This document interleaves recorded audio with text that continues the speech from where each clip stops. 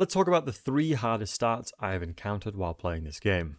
Imperial Authority is very much a outdated mechanic, so it feels like, because of the sheer amount of threats in which you have to deal with.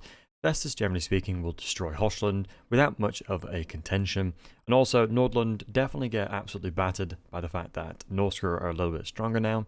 And on top of this, the in-house fighting within the Empire makes it near and impossible to keep these guys alive, so you're always going to be in a minus Imperial Authority, making it exceptionally difficult to get a good confederation off without massively going into the decline stage. To help, due to the fact that there's so much more threats now, we should probably move away from Imperial Authority and use it for something else.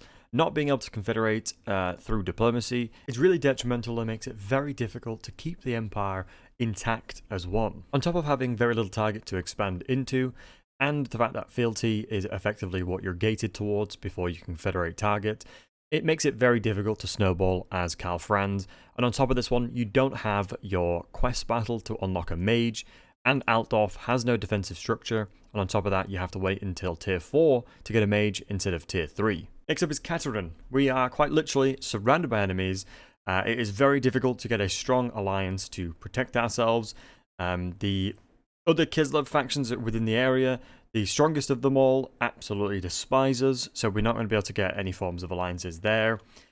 We have a lot of enemies just in general all around, and oftentimes the Empire will fight you and declare war on you as you're trying to expand.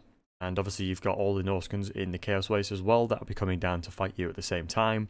Generally speaking, you've got a just Kislev itself, and it's actually quite difficult to get enough growth to snowball into the later stages of the game because you only have one province.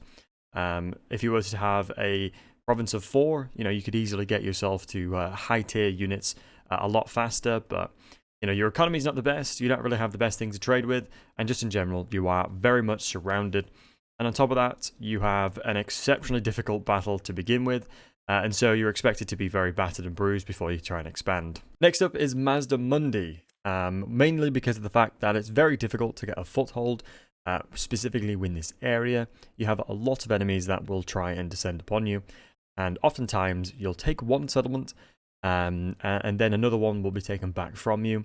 So overall expansion is pretty darn difficult, and it is very hard to actually get alliances that will be able to actually help you within the wars around you.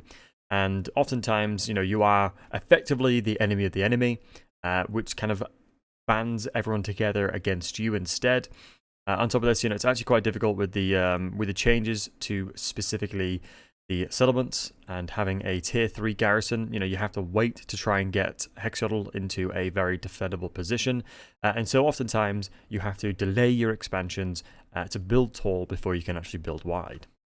What do you guys think? What are the campaigns you've struggled with so far in Immortal Empires? And keep in mind there's a lot of RNG involved in each specific campaign, and this is just my experience, so please don't hesitate to share your own, and thank you so very much for watching.